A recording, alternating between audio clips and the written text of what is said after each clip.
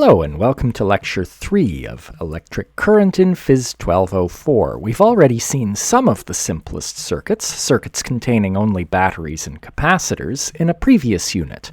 Now we're going to look at some more of the simplest circuits which include resistors.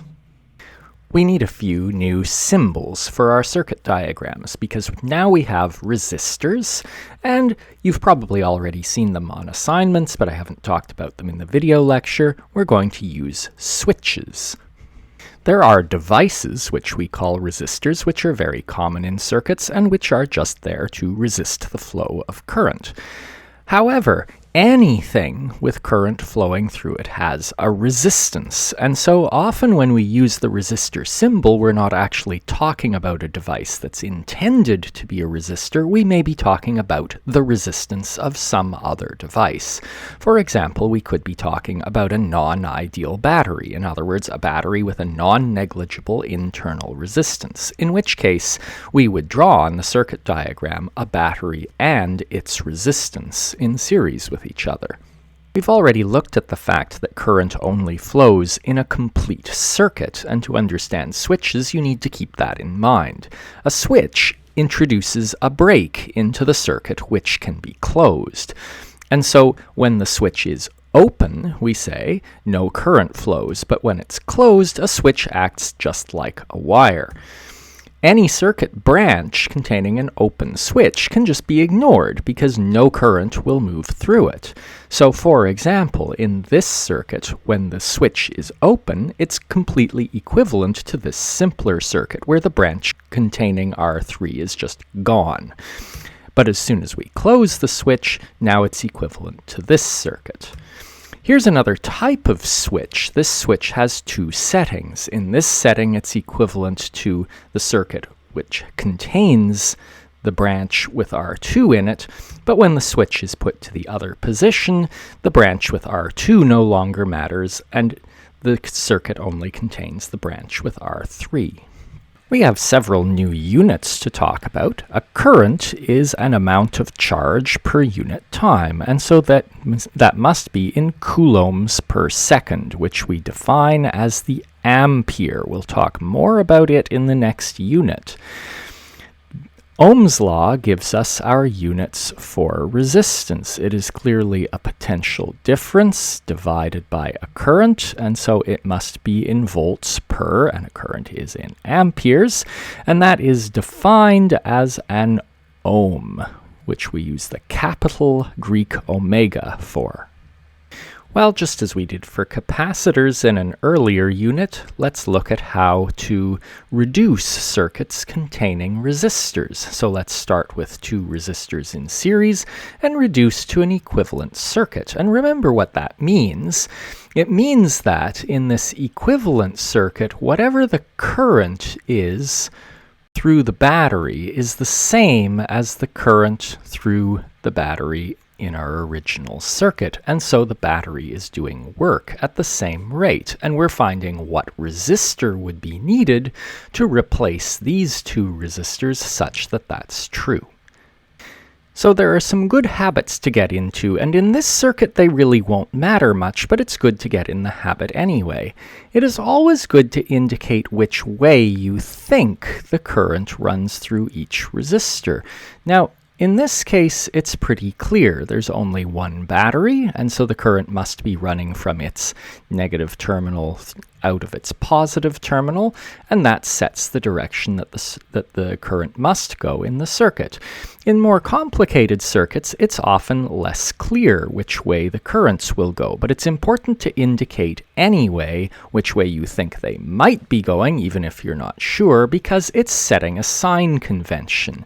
Because remember, what's going on here is that this is the low potential side of the battery, and this is the high potential side of the battery, or in other words, we would call these the plus side and the minus side. And that means we have to get back down to the original potential that we started at down here. And so that tells you which is the higher and lower potential side of the resistors. So some people like to indicate the current direction, some people like to put a plus and minus on the high and low potential sides of their resistors. Either or, it's a matter of taste. I'm going to tend to indicate my current directions. That's what I prefer. So now there are several things we know. There are no junctions, so Kirchhoff's junction rule is trivial. It is the same as saying that all of these currents are the same. And so now the only other thing we have to work with is the loop law, and there is only one loop. It's this. Now do not confuse this loop with the current direction. This is the direction I am imagining that I'm walking around the circuit, and it doesn't have to match the direction that the current is going, although in this case it does. So I will now write Kirchhoff's loop law. I go up epsilon as I go through the battery, and then I go down I1 R1 as I go through the first resistor, and I go down I2 R2 as I go through the second resistor. And there is the total sum of the potential differences around the loop. And I'm going to note that those I's are all the same. And so if I were to solve for the current, whereas if I do the same thing over in the equivalent circuit, I simply have this. And comparing those two, I can see that the equivalent resistance is just the sum of the two individual resistances. Now let's do resistors in parallel, and I'm going to do all the same things. I note that there is some current I through the battery, both in the equivalent and the original circuit. And again, it's fairly obvious that the current through the battery must be this way, and so it must come around and pass through both resistors like so. However, note that it's no longer true that these currents are the same. What we have is a junction law, which says that the current into this junction, which is I, is equal to the sum of the currents out. Note that it's sometimes more convenient to sum up all the currents with the convention that currents in are positive and currents out are negative. That's totally equivalent. Now I'm going to do the loop law, and I have three loops that I could imagine walking around. I could walk around this loop. I could walk around this loop.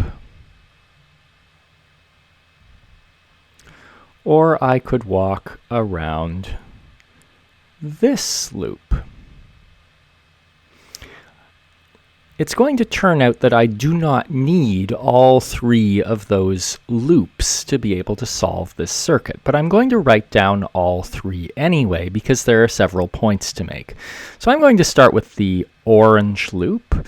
So I start off by walking up through the battery, and then I come down in potential as I go through resistor R2, and that gets me back to where I started. And similarly for the green loop.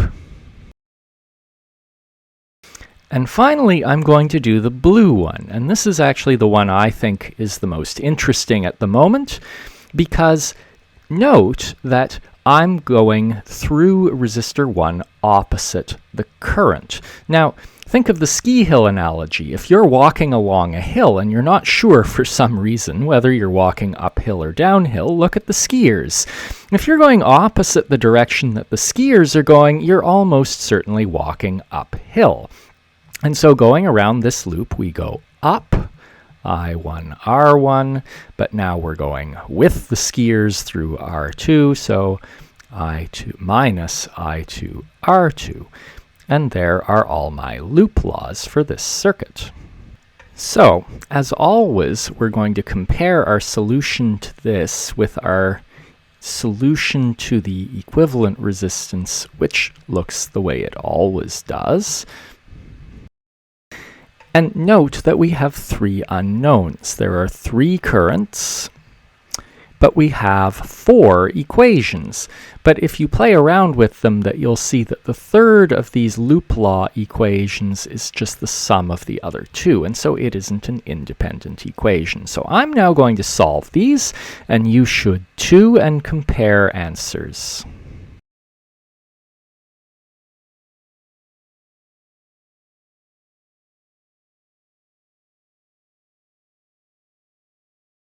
And here is our solution, that 1 over the equivalent resistance is the sum of the inverse resistances of the individual resistors.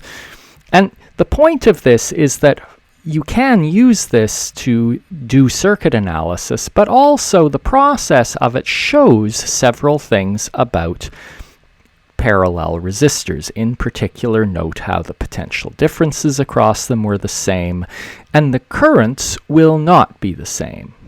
Well, once again, let's check your understanding. So look at this circuit in the diagram, and let's compare the currents flowing through resistors 1 and 2.